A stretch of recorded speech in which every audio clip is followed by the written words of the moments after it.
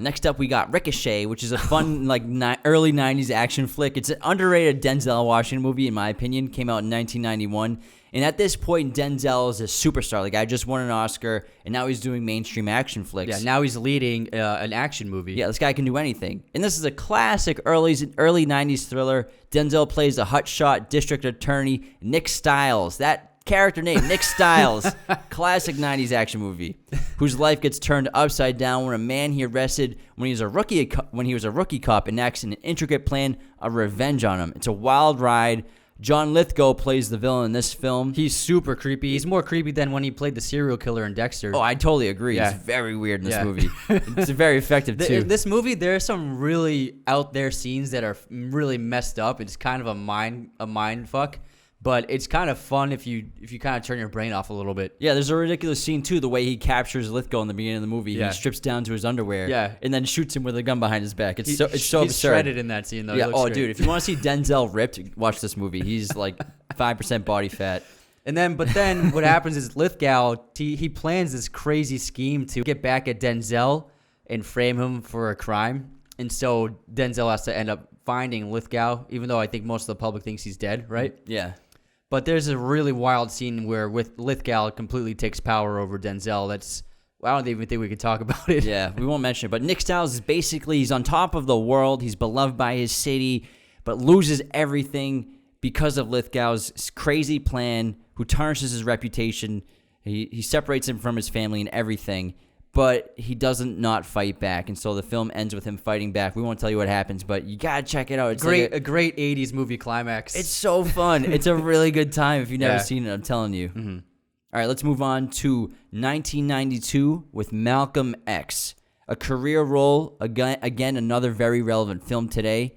Many people feel this was an Oscar snub for Denzel, but this was a terrific year for the male category for performances. We had Denzel, we had Clint Eastwood for Unforgiven, Pacino for Scent of a Woman, Robert Downey Jr. for Chaplin, who I thought was going to win that year.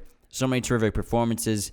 But director Spike Lee did not get a nomination, and the film wasn't even nominated for Best Picture or Best Director, so I think that's where the snubs were there. I think the reason for that is because Malcolm X was a very controversial figure. It's not like he was Dr. King. Oh, yeah. So I think the reason for that would be because of Malcolm X's polarizing public persona. Yeah, and I guess it was the Oscars and the Academy in the 90s is a lot different than it is today. Yeah. If it came out today, it would get more attention, which it deserves. Yeah, it's one of Spike Lee's best movies, easily. One of Denzel's career best performances.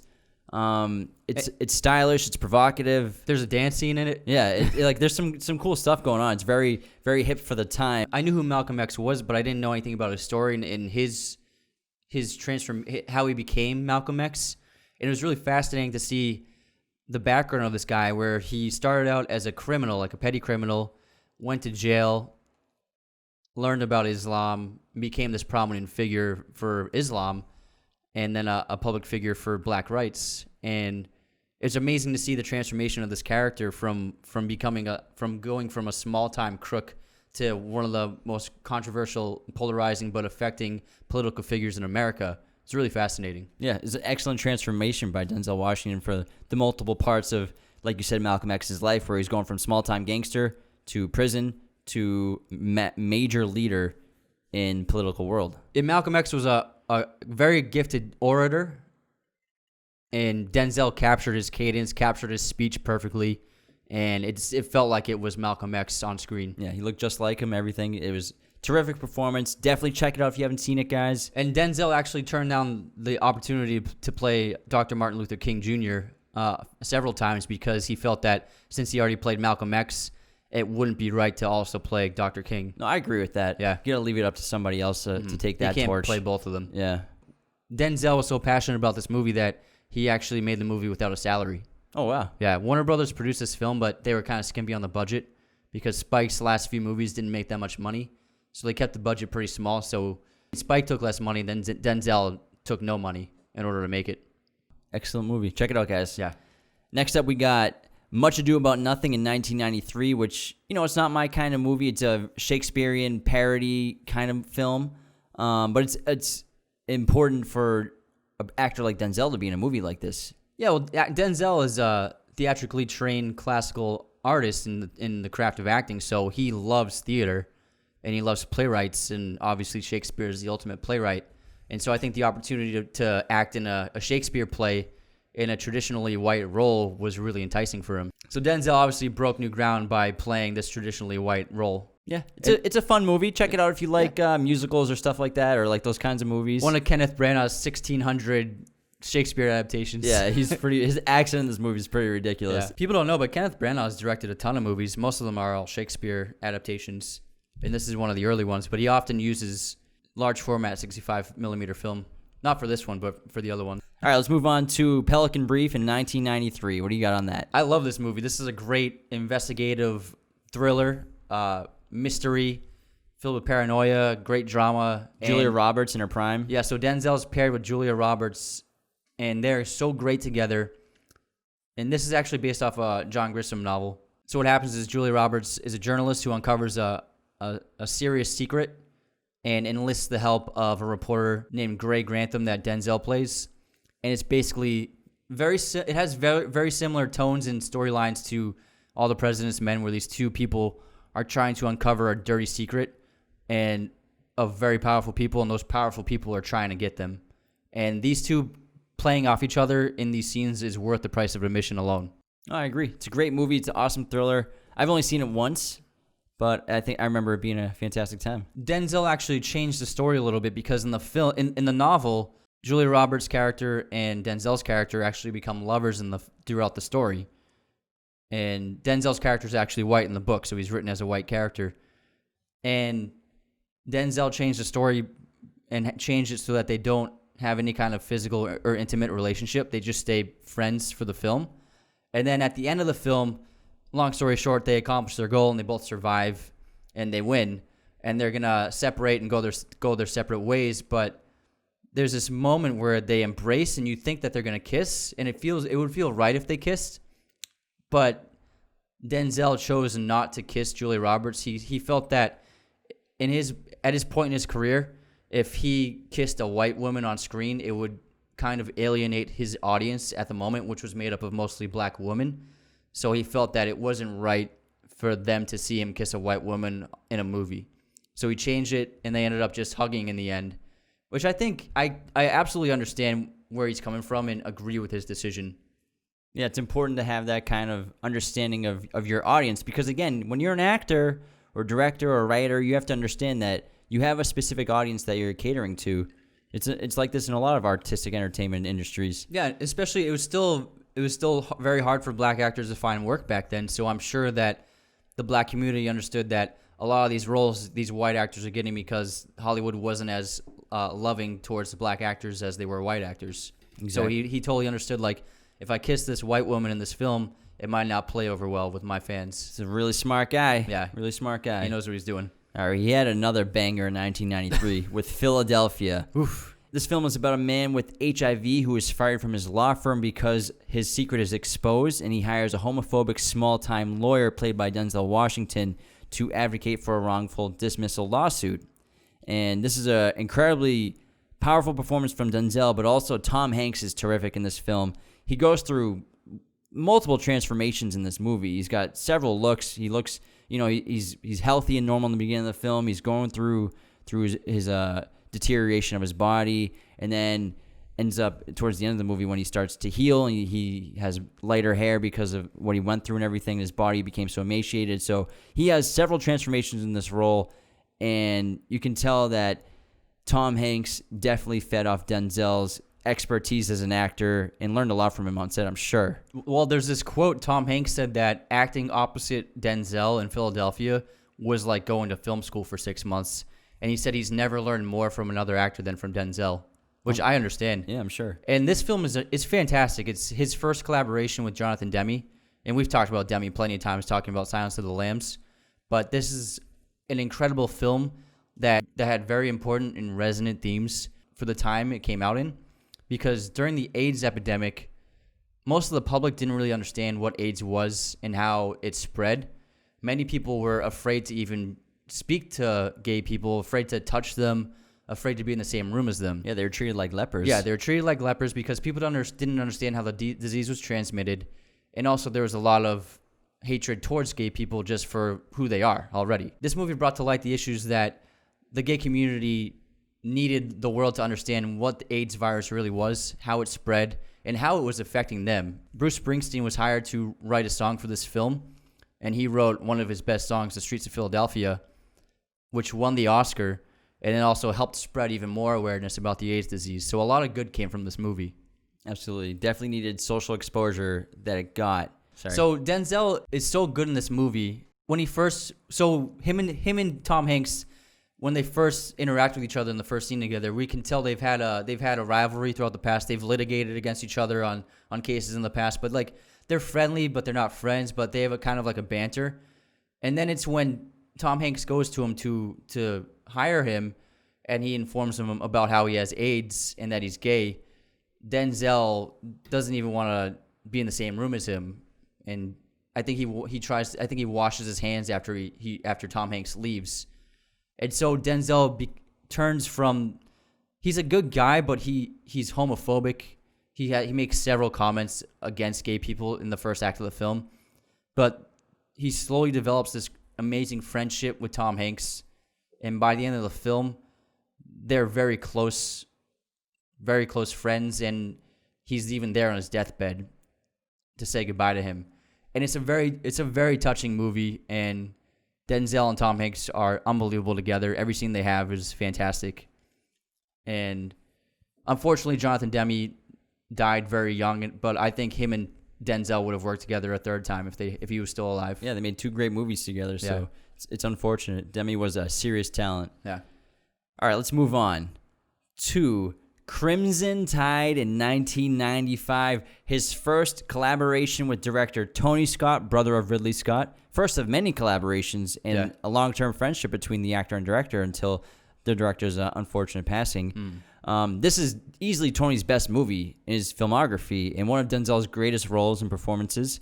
It's about on a U.S. nuclear missile sub, a young first officer, played by Denzel Hunter, stages a mutiny to prevent his trigger-happy captain from launching his missiles before confirming his orders to do so.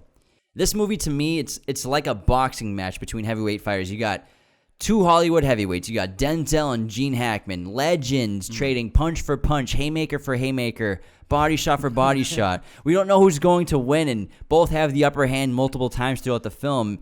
And I just love the back and forth between their 2 characters.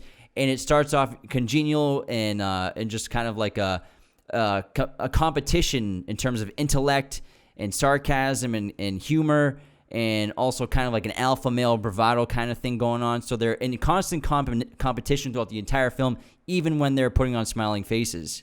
Denzel Washington took this role for the sole reason to work with Gene Hackman, because he felt that Gene is one of the best to ever do it, and he wanted to spar with him, in so many words. And like you said, they're so good. They clash constantly because they're 2 very successful military officers. They're both incredibly smart, disciplined, and they both love their country, but they both have different ideologies. They have different approaches to their work, and this leads to the main conflict of the film, of their major disagreement. So at the time, submarine commanders were in control of nuclear warheads and nuclear missiles. And so they were also in, I think Tony Scott puts a credit in the beginning of the film, how the United States president, and I think Russian president, and submarine commanders are the most powerful people on the planet Earth because they have the control of nuclear weapons. Yeah. And this was obviously an issue, and that's what this film is about. It's about the control of a nuclear warhead. Yeah, so the situation is that rebel forces have taken over Russia and have the nuclear codes for their missiles. So the submarine receives a radio message saying that they need to fire on Russia. So the submarine gets ready, they get set up to fire the missile, but then they receive another message, and they lose the signal when it's halfway through printing out. So they don't know what the second message said.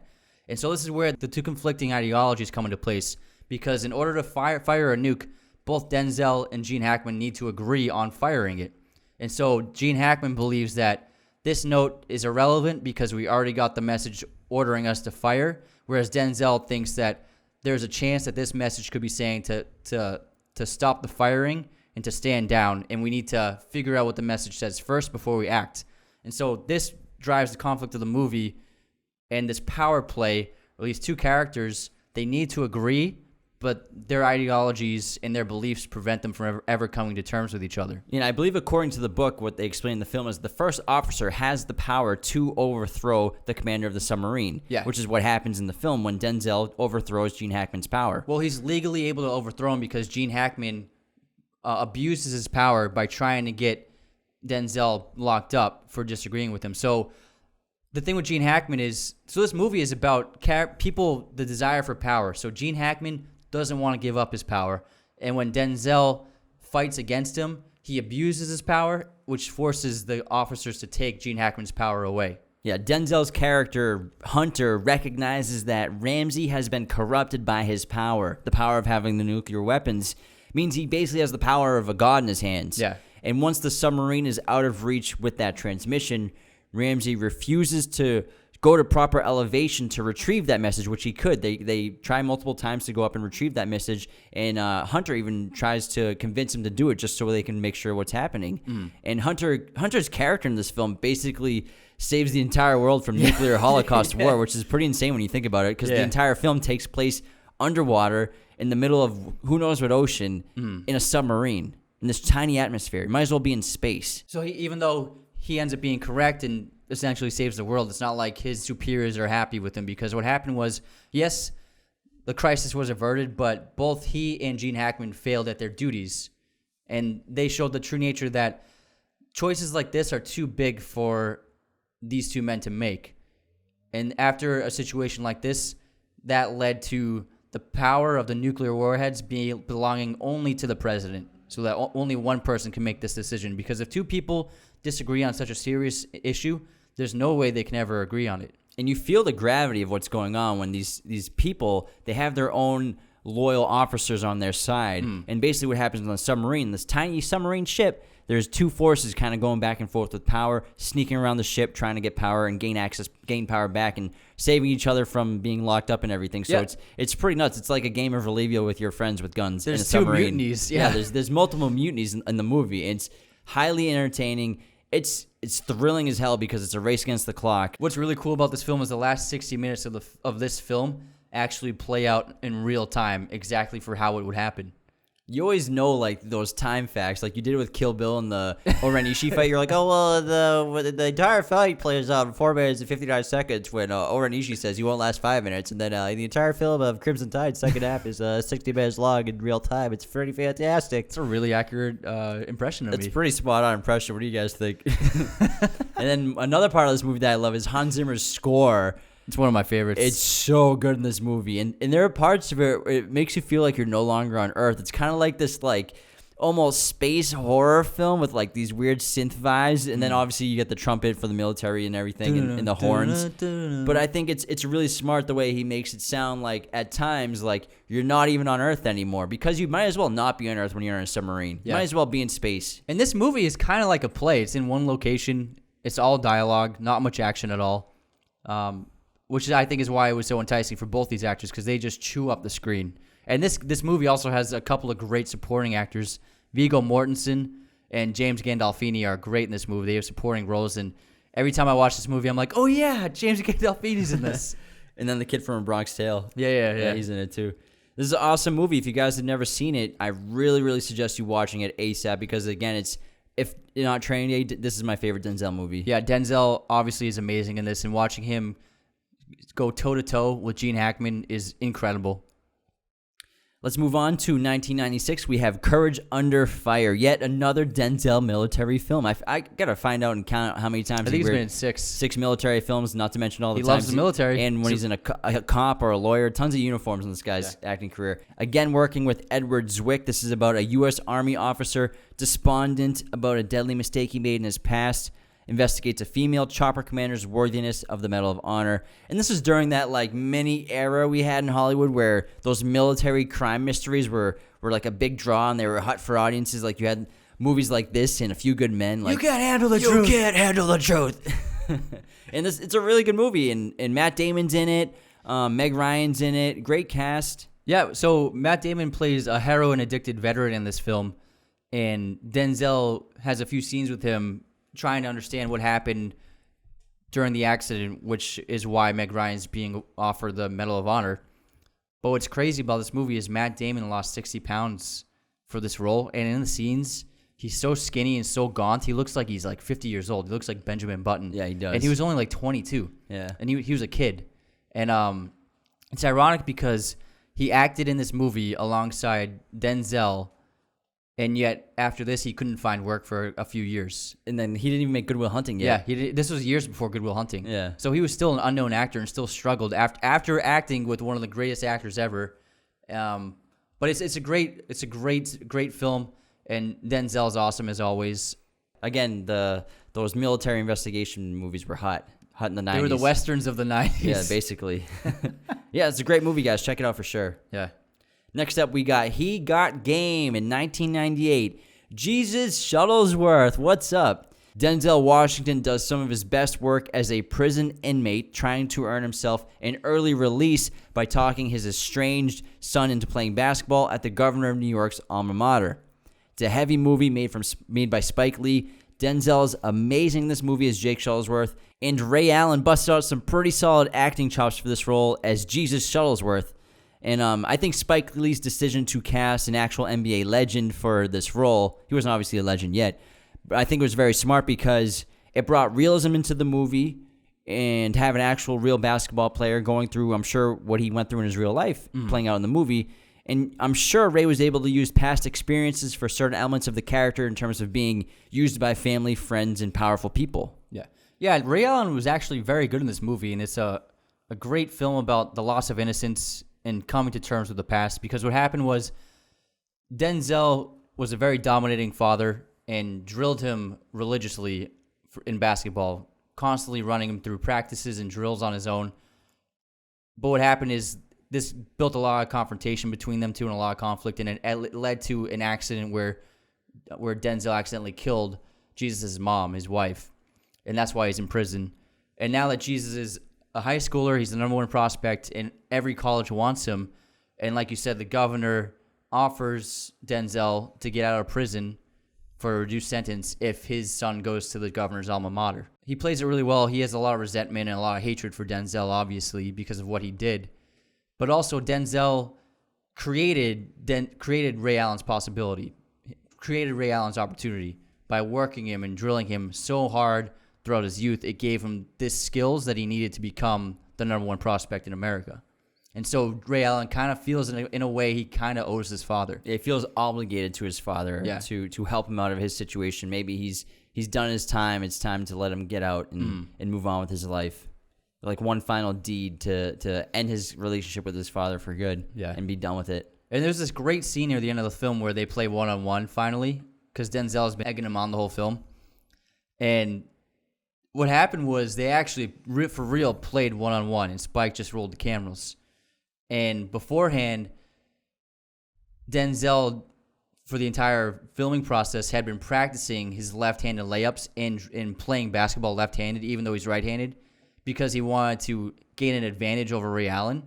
And so when they started playing this one-on-one game, Denzel pulled out his left-handed moves and